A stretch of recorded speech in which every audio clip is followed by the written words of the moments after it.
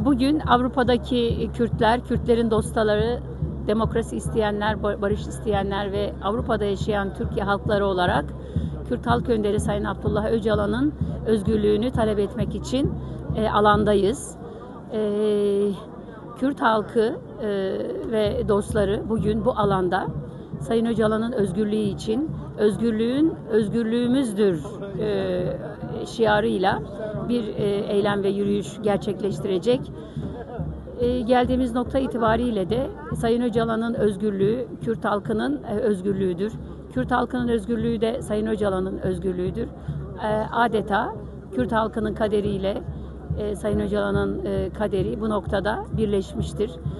Yani hep birlikte bugün yapacağımız yürüyüşle hem Sayın Öcalan'ın özgürlüğünü talep edeceğiz hem de Kürt halkının da bu şekilde özgürlüğü gerçekleştirilmiş olacak.